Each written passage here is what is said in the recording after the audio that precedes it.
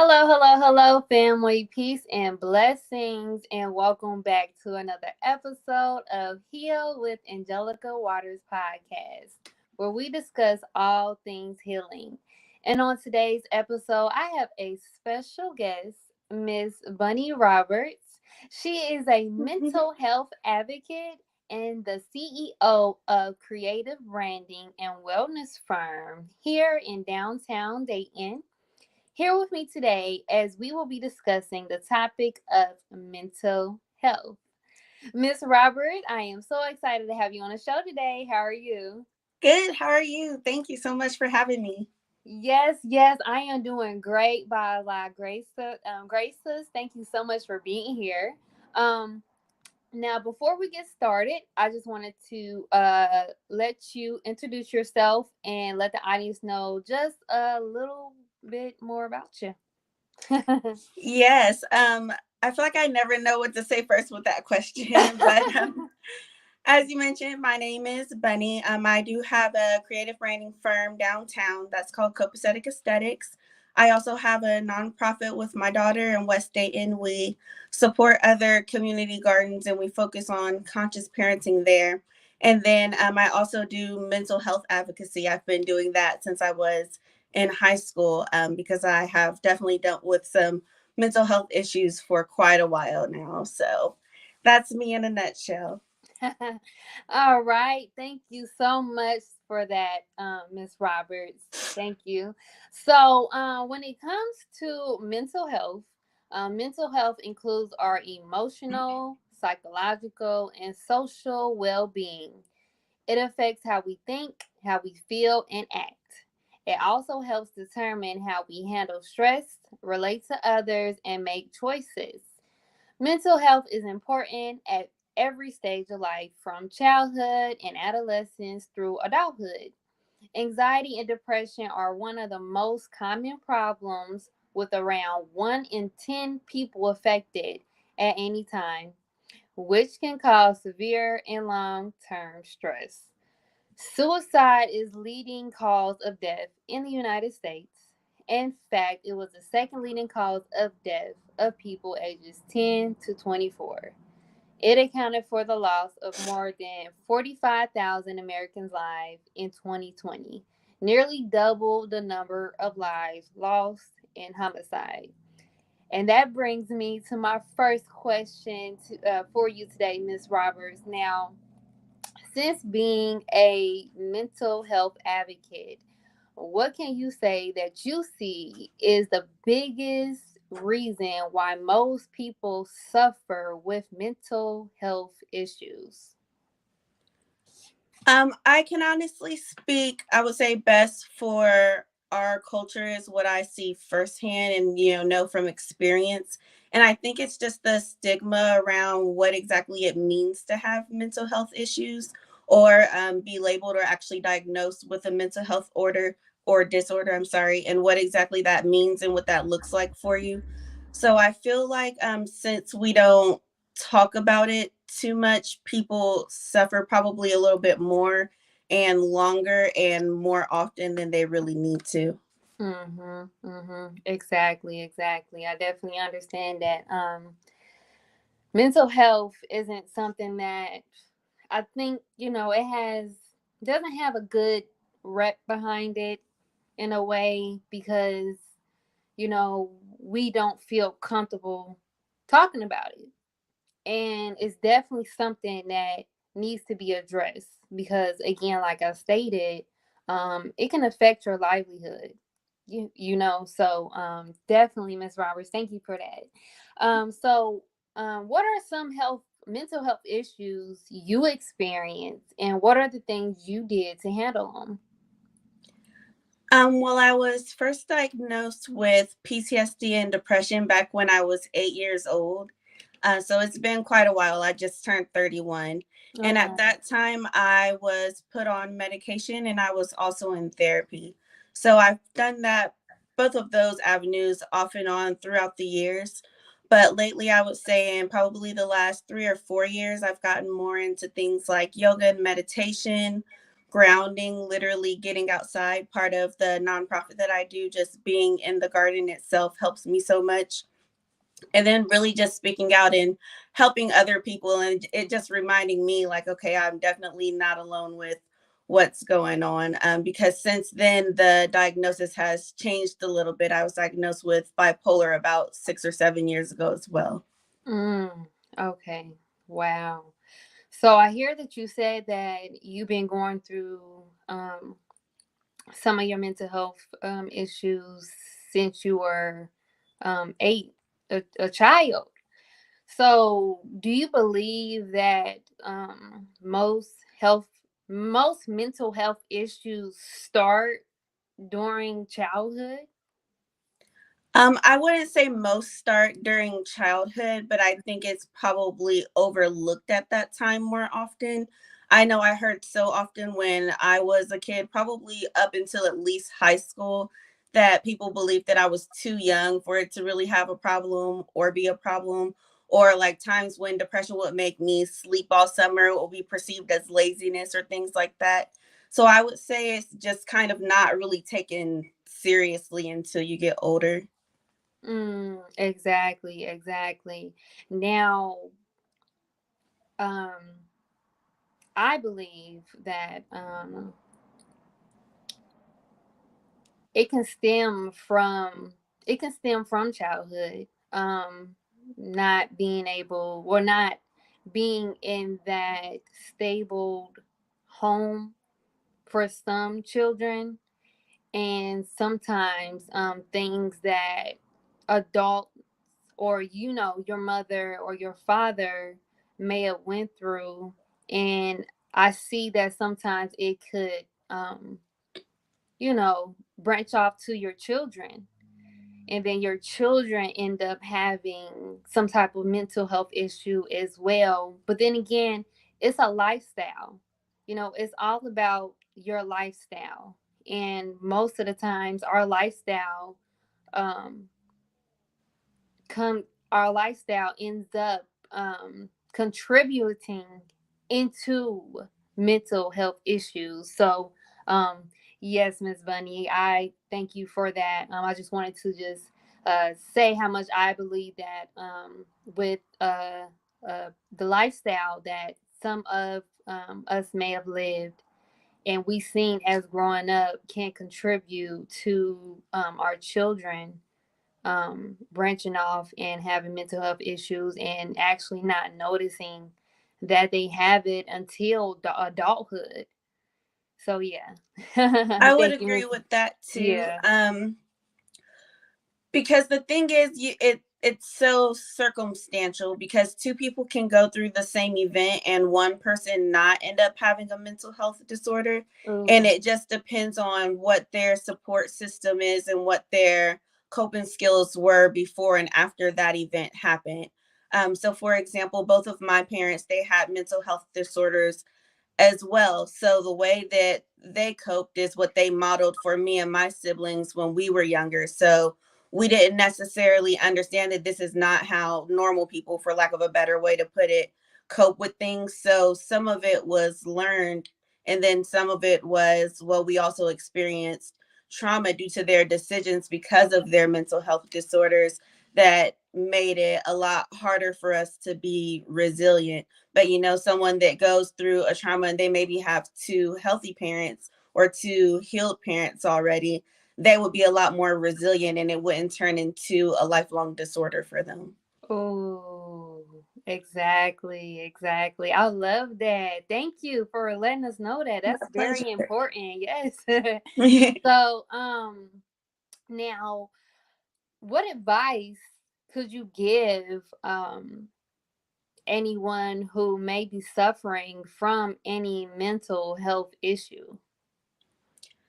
I would definitely say reach out for help. I know a lot of people are apprehensive about going to see a therapist, and just from conversations I've had with people that I know, a lot of that has to do with not really knowing what the process is and what you actually do in therapy.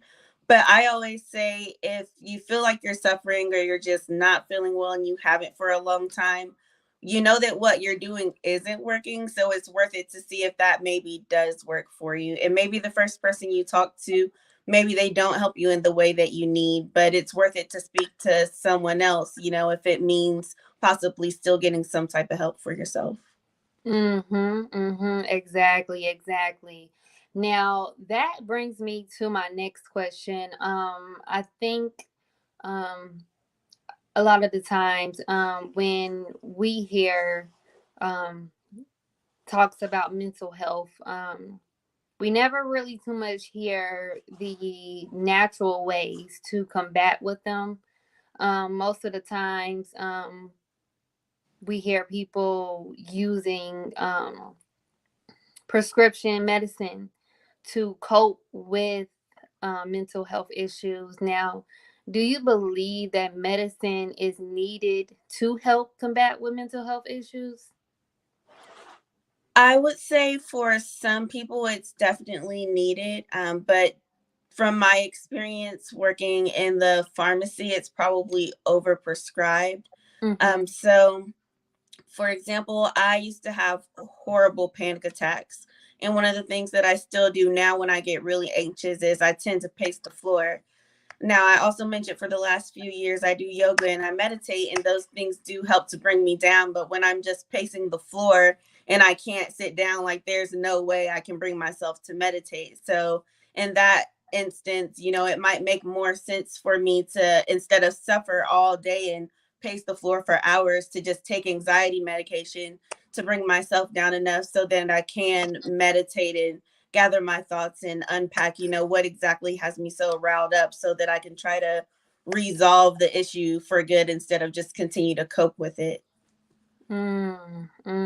Exactly, exactly. I love that. I love that. I think that I know I spoke with you before we started the live, um that I had dealt with anxiety a lot, especially after um I had lost my son back in 2016, um and I didn't even know I was even going through any anxiety, because like I never dealt with it before.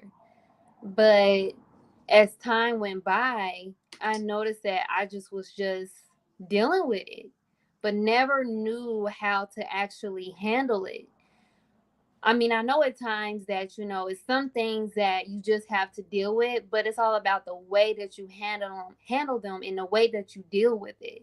So I had noticed that it was affecting me a lot. And within my next pregnancy, I ended up having anxiety really bad, to where they were wanting me to be on medication for it. But I was so against medication, because I was like, is there any way that you guys can help me? Me thinking that, Western medicine could assist as much.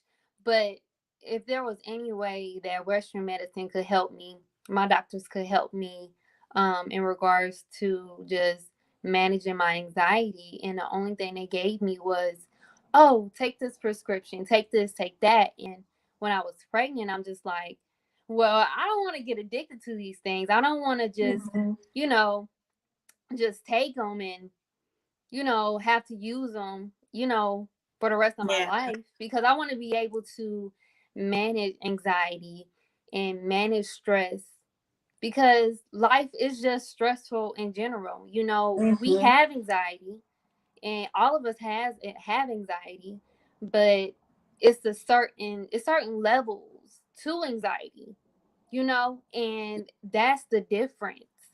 So I told myself that, you know what? Nope, I'm not going to use this. I'm going to find a way to cope with my anxiety as best as I can. So I did turn into meditation and learning to just tap in with myself and figure out what is wrong with me. What's going on right now? Am I thinking too much? Have I drunk any water? Like, what exactly is going on with me Mm-hmm. right now to where I can help myself, you know? So Mm-hmm. I believe that once you're able to get to know yourself and know who you are, then you're able to know what it is that you need to help yourself when it comes to any type of mental health issue. So yeah, definitely I definitely understand where you coming from with that, because honestly, like anybody who ever dealt with anxiety or depression, panic attacks, let me tell you, it is the most scariest thing that Mm-hmm. anyone could ever go through.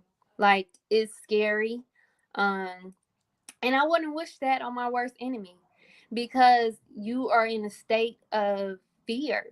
It's like you believe that your body is making it seem like you're really getting chased by a lion or Mm-hmm. something scary, but it's really not even that. Sometimes it can just be just your mind and what you're thinking, you know. So learning to control your mind, controlling yourself, and that's what I'm saying, it goes back to your mental health, of course. It goes back to, you know, your thoughts, what you're thinking, what you're consuming, you know. So I want to also bring up that I truly believe that with everything that we have going on with just bad foods, chemicals in the water, you know, just everything is just so polluted and just not good for us. Like, do you believe that food food contributes into mental health issues? I would definitely say yes to that. And I would like to back up and mention one other thing that you had said. I love that you mentioned how there's different levels to anxiety, because I think that one of the largest misconceptions about whether or not someone should take medicine is that there's different levels to the anxiety and to the medicine both. So when people are nervous and they don't want to get addicted to, whatever medication it is, well, your doctor doesn't necessarily have to jump straight to putting you on a narcotic to help you control your anxiety either. Like, there's so many things that are lesser and smaller amounts that you can take for it. But also, if you have an anxiety disorder, that more so means that it's completely interrupting your day-to-day life. Like, you can't just breathe through it and get around it yourself. So that would be a time that it might be worth it to go ahead and take medication. But if you do have other ways to cope and it's not making you late for work and you can still take care of your house and your kids and all your other priorities, then it probably is not the best course of action for you to take medication. You might want to talk more about that with your doctor. So I think that's something that we should talk about more too, that it's not like one size fits all. There's always multiple options for that. And so I do think that that's a great segue into how you asked about the different foods. So there was this point in time back in like 2005 where my mom was actually diagnosed with cancer. So Mm. through and she's good now, but Yes. through doing, tons of research to see what exactly can we do for her, because I had learned that that chemotherapy, the rate that it helped was like 30%. Like, it was way lower than a lot of us were led to believe. So, that just led me to doing a ton of research and seeing, well, what exactly can we do for her? And it really led me to food. And so we ended up, long story short on that, eating paleo, which is only eating fresh foods and whole fresh produce, like absolutely nothing processed at all. And not only was her cancer to go in remission, but both of our mental health disorders. It was like the best we had ever felt. I was able to come off of all my medication. I wasn't having panic attacks anymore or anything. And so looking more into how food does correlate with mental health, like that gets a lot into like the energy that food carries and how it transfers Mhm. to us when we eat it. Mhm. Like, these animals are getting mistreated and they're getting slaughtered, and the hormones that releases, like, that's real science, and then we're ingesting that. And so it kind of gets or not kind of, it definitely does get our hormones and everything out of whack too. So I think that's why, like, a more holistic approach is so important because all of it matters. Like your food absolutely does contribute to your mental health.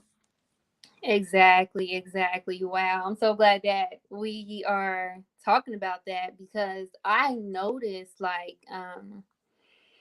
I think of course we all have this perspective of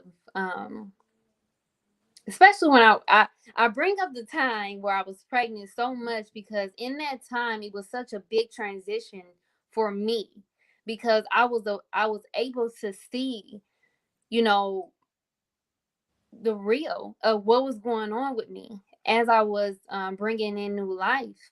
So I noticed that when I ate a lot of sugar or consumed a lot of sugar, when I say, oh my gosh, like my anxiety Mm-hmm. was through the roof. And I'm like, okay, let me just try to cut off the sugar. Wow. Such a tremendous difference. And I was like, wow, like where is anxiety? Like I don't even know where it's at. So we have to understand that and I'm gonna just be honest, like there's not a lot of good people out here. And they're not really into our well-being as far as wanting the best for us. So that's why we have to do what we need to do to get the best for ourselves. So that's being able to be more disciplined. That's being able to actually be aware of the foods that you take in and you digest because just like you said, everything is energy. And the energy it took for whoever slaughtered that cow or made this food in this laboratory, like it's literally chemicals in these foods that can literally alternate your brain and alternate how you feel. It's a science to it. And it's serious, it's real. So once I understood that and realized that, I was like, wow, okay, it's time for me to wake up, and it's time for me to take control of my life because I don't want anybody else controlling my life but me. So if I know that I have a way to control my life by changing my habits and switching certain things, then I know that I can see a better outcome when it comes to my mental health or the things that I deal with. Like I said, with me, it was just my anxiety. I can't say that I ever dealt with depression as much, but when it come to anxiety, um, I can definitely say I've dealt with that. So definitely, Miss Roberts, I'm so glad that we touched on that because it's very very important, and as well as just what our children consume as well, um, with the junk foods and just the TV, the media, and stuff like that. We're already combated daily with so much information to distract us.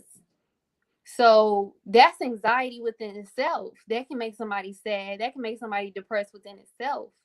And since people are getting programmed like this so early at a young age, that's where you see the mental health like breeding into somebody because like it's just all they know, you know. So yes, I kind of went in deep with that just a little bit. But yeah, it's just it's just really important that we just be more aware of what we do, what we eat, what we see, what we watch, and so forth. Now, Miss Roberts, I know that you had discussed that you do like yoga, um, some type of meditation to combat with some of your mental health issues that you go through now. Do you believe that this is also some great techniques that you can pass to your children or younger generations to do? Yeah, absolutely. Because I feel like a lot of times what happens doesn't really need to turn into a disorder necessarily. It's just really a Mm-hmm. lack of coping skills. So that's why I just practice them every day now so that it's more like a preventative. Like, don't wait until you have a panic attack. Like, just do Yeah. it now so maybe you don't have a panic attack. And so that's the approach that I take with my daughter for sure. Like, right now, she doesn't have any mental health issues, and I hope to keep it that way. So let's do these preventative things together, and let's ground and just be outside, and let's do art therapy and things like that now, so that if something, does end up happening, she'll be well equipped to deal with it and it doesn't turn into more than it has to. Mm-hmm. Exactly, exactly. I love that. Yes, I'm so glad that, you know, you're really um taking charge and making sure that your daughter doesn't go through what you've been through by setting a tone now by doing things with her. So that's really important, and it's really important just for parents in general to just be more active with their children. Listen to your children. See what's going on with them. Listen to them. Participate in their daily life activities. I see that we're, like I said, we're bombarded with life in general, just with technology and things like that. Children aren't, they're not outside playing anymore. They're not outside connecting with nature as God has already, designed for us to do, so we are able to handle the stress of life. So thank you so much for that, Miss Roberts. It's been My such a pleasure. Now, I would like to thank you for joining me today and in discussing the topic of mental health. I would also like to thank my amazing healing tribe for joining us today. I pray today's episode was informative and valuable to you all. Also, be sure to give us the feedback, share, and subscribe on any of your favorite podcast stations and on my YouTube channel, Heal with Angelica Waters Podcast. Also, check out my ebooks on health and wellness. I actually have an ebook on mastering anxiety with only 10 pages of powerful content for only $10. And some of my many merchandises like Eat to Live and Heaven Equals Woman Teas, and the link in the description. I will also give you guys guest information to where you can reach out to my guest, Miss Bunny Roberts. Thank Miss you. Roberts, before we end the show, do you have any closing remarks for today's audience? Just thank you guys for tuning in. I really appreciate it. I do hope that we said something that helps anybody. If you have questions about mental health, or you just want to talk brain up, anything like that, feel free to DM me. Yes, yes, yes, yes. Thank you, Miss Roberts, again for joining us. And again, thank you, my healing tribe, for joining us today. I hope again that we spoke on anything that you guys needed to hear today, and it was informative and it helped you out in any way. Again, thank you, and we'll see you next time. Peace and Bye. blessings.